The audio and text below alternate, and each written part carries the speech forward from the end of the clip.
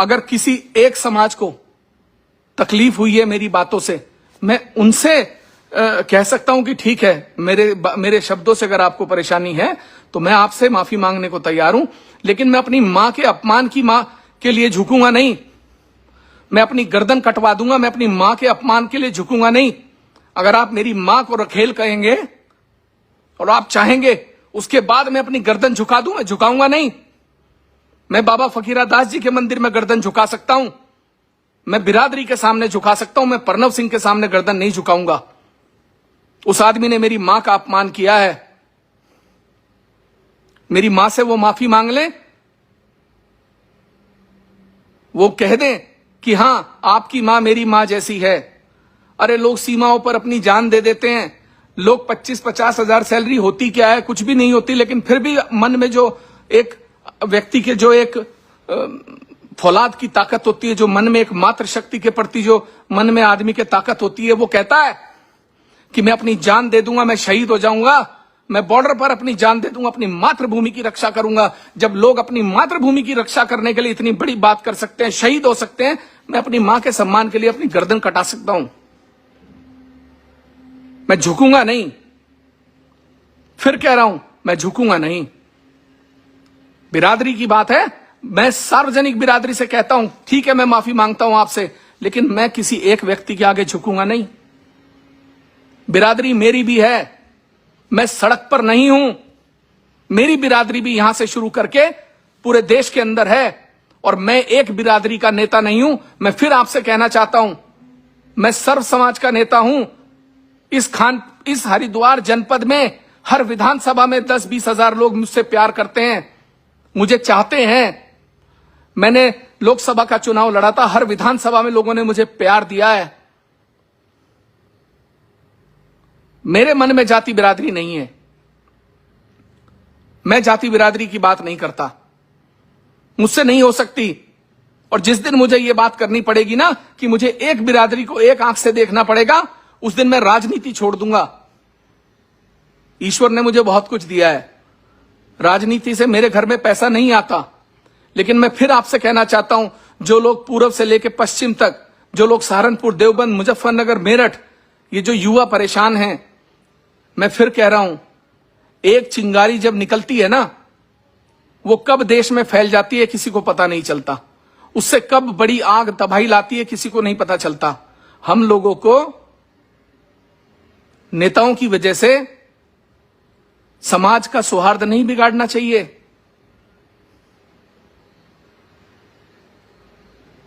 खास तौर पे मैं सबसे कहना चाहता हूं कि हम नेताओं की आपसी लड़ाई के चलते आप लोग अपना सौहार्द मत बिगाड़ें, समाज में आप शांति बनाकर रखें बस। और मैं प्रशासन से कहना चाहता हूं, मैं हरिद्वार प्रशासन से कहना चाहता हूं, आप हमारे लोगों को परेशान करने की बिल्कुल भी कोशिश मत करें।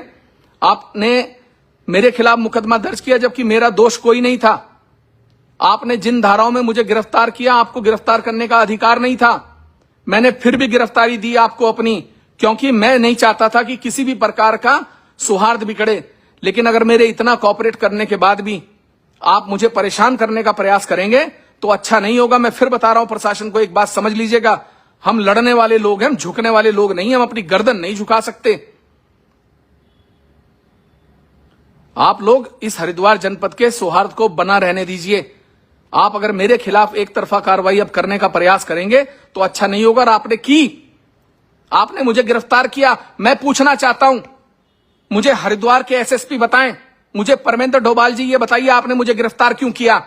आपने किस अधिकार से मुझे गिरफ्तार किया? आपने किस अधिकार से एक विधायक को गिरफ्तार किया? आपने कैसे विधानसभा को सूचना दिए बिना गिरफ्तार किया? आपने मुझे ऐसी धाराओं में गिरफ्तार किया जिनमें आप मुझे बेल दे सकते थे। लेकिन आप लोग अपनी ईगो, अपना ये दिखाने के लिए कि नहीं साहब, हम विधायक को भी गिरफ्तार कर सकते हैं। डोभाल जी, मैंने आपको एक बार पहले भी चेतावनी दी थी। मैंने आपसे पहले भी कहा था कि आपने मेरे खिलाफ भगवानपुर में गलत कार्रवाई की थी। और मैं डोभाल जी आज फिर आपसे कह रहा हूं, आप इस तरीके की कार्रवाइयां ना करें। मैं आपसे फिर चेतावनी दे रहा हूं आपको। आप ये एक तरफ, आप मुझे बताइए, मैंने पुलिस के साथ कोऑपरेट किया नहीं किया? मैं भी भाग सकता था, मैं शहर छोड़ के जा सकता था, हाई कोर्ट स्टे ले सकता था, लेकिन हमने कानून पे भरोसा जताकर, आपके ऊपर भरोसा जताकर, और आप आज इस तरीके से हमें बार बार शोषण कर रहे हैं हमारा।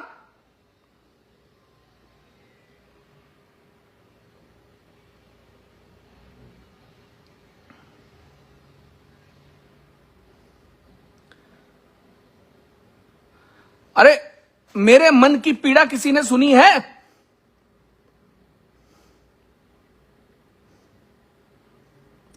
मेरी मां को एक आदमी रंडी कहता है, रखेल कहता है, मैं फिर भी ना बोलूं?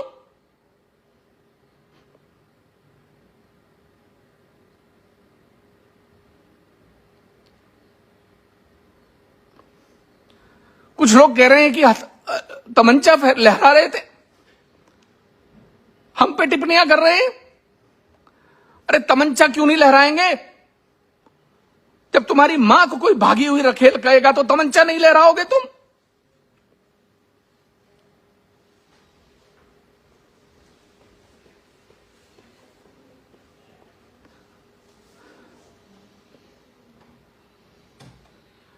नेता होने का मतलब क्या है?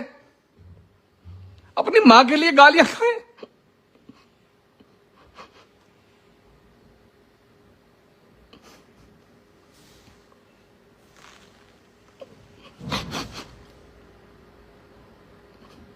अपनी मां को रंडी कहलवाए?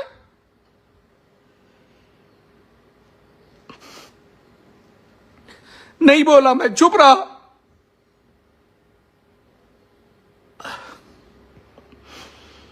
कोई बात नहीं यार, हम कुछ गलत कदम उठाएंगे, लोगों में, समाज में गलत संदेश जाएगा, लोग आपस में खूनी वार करेंगे, एक दूसरे के दुश्मन हो जाएंगे। चुप रहा, कोई बात नहीं यार। उन शब्दों को देखा आपने?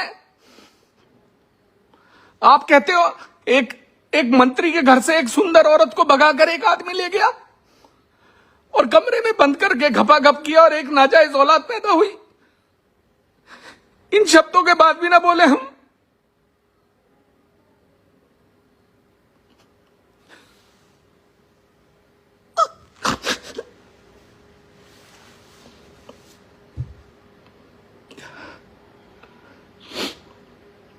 हमें मर्यादा सिखाते हैं, हमें राजनीति सिखाते हैं, हमें हमें कहते हैं अपने नियंत्रण में रहना चाहिए। हम इंसान नहीं है। आप मेरी 95 साल की मां को रंडी कहते हो और हम चुप बैठे रहे।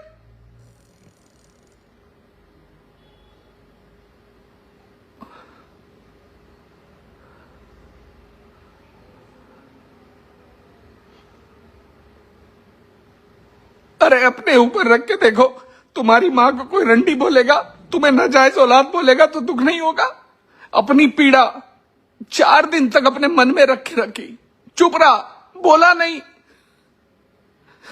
कि चलो समाज में माहौल खराब ना हो, समाज में माहौल खराब ना हो।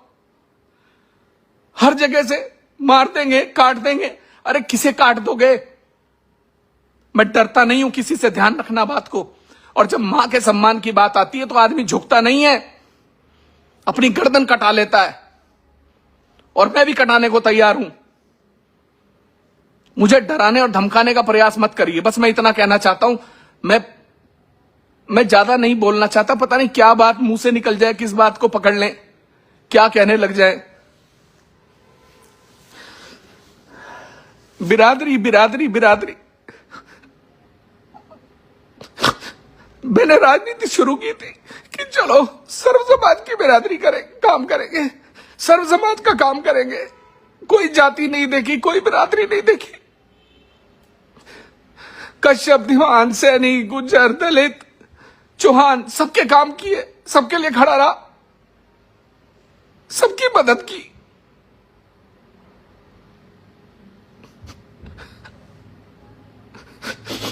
छह 602 लड़कियां, हर समाज की, हर बिरादरी की, एक पंडाल में निकाह और विवाह कराया। नहीं यार, सर्व समाज की बात करेंगे, एक नई राजनीति करना चाहेंगे। मुझे भी घसीट दिया उसी में।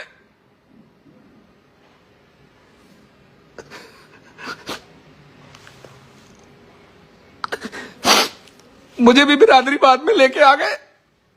बिरादरी बिरादरी बिरादरी।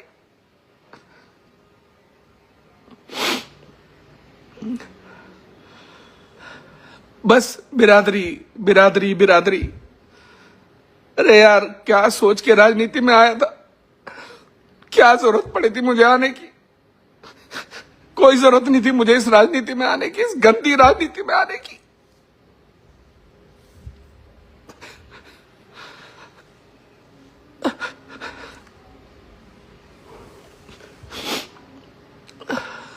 मुझे पता होता ना कि यहां आके भी वही सब गंद होगा, बिरादरीवाद होगा, गंदी राजनीति होगी, कभी नहीं आता। और मैं सच कह रहा हूं, मैं राजनीति छोड़ दूंगा, नहीं करूंगा। मुझे नहीं करनी ऐसी राजनीति। लोगों की लाशों पर, लोगों की बिरादरी पर, लोगों के तनाव में, लोगों को दुश्मनियों में उलझा के, लोगों के खिलाफ फर्जी मुकदमे करवा के, लोगों को जेल भिजवा के, निधि में कमीशन खा के, सड़कों में कमीशन खा के, मेरे बस की बात नहीं है। मैं गलत आया हूं इस जगह, ये मेरे लिए थी ही नहीं। 4 दिन तक अपनी मां के दर्द की पीड़ा को अपने गले में, अपने अंदर, अपने दिमाग में, अपने दिल में दबा के बैठा रहा। कोई आदमी आए, सड़क पे चलता हो, मुझे कह दे तेरी मां रंडी है, तेरी मां रखेल है, लोग मुझे ज्ञान देते, तुमने पिस्टल लहरा दिया, तुमने ये कर दिया, तुमने देवभूमि में ऐसा कर दिया। अरे अपने ऊपर डाल के देखो, अपने ऊपर डालकर देखो। जब तुम्हारी मां को कोई रखेल कहेगा ना, तुम्हारी मां को भागी हुई औरत कहेगा, तुम्हें नाजायज औरत कहेगा, तब तुम्हें पता लगेगा पीड़ा क्या होती है। अब मैं डोभाल जी कहना चाहता हूं, आपसे कहना चाहता हूं, मैं, अगर मेरी गिरफ्तारी आपको करनी है, आप कर लीजिए। आपको जहां बुलाना है बुला लीजिए, मैं आने को तैयार हूं। मैं समाज में ये तनाव नहीं चाहता। मैं नहीं चाहता समाज में किसी भी प्रकार का तनाव। आप मुझे बताइए, मुझे कहां आना है, मैं आके गिरफ्तारी देने को तैयार हूं। बताइए।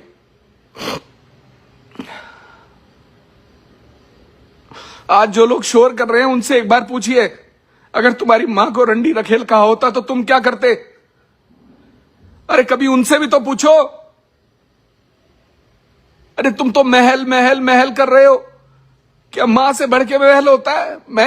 मां से बढ़ के कोई विरासत होती है? क्या मां से बढ़ के इस धरती पे कुछ है? तुम्हारे लिए महल होगा, मेरे लिए मेरी मां बड़ी है।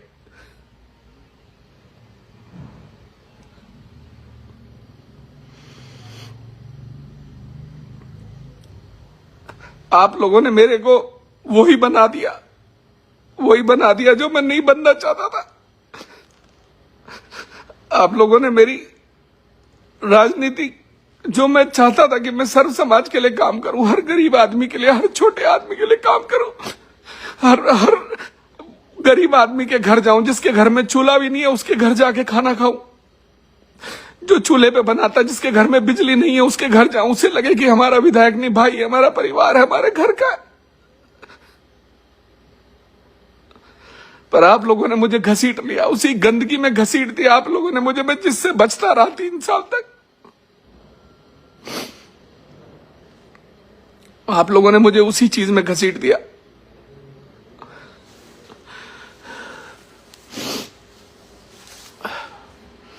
और मैं मीरकपुर वालों से कहना चाहता हूं, बाबा फकीरा दास जी मेरे लिए बहुत सम्मानित है।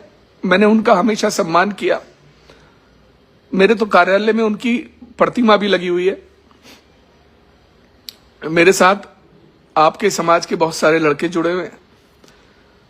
मैं बाबा फकीरा दास जी को, अगर मेरे शब्दों से कहीं भी कोई आहत है, तो मैं बाबा फकीरा दास जी से भी माफी मांगता हूं। और मैं सभी लोगों से कहना चाहता हूं कि आप लोग अपने बीच में ये सामाजिक तनाव खत्म कर दीजिए। मैं आप सबसे माफी मांगता हूं, जिसको भी मेरे शब्दों से तकलीफ हुई, जिसको भी मेरे शब्दों से दुख हुआ हो, मैं उन सबसे माफी मांगता हूं।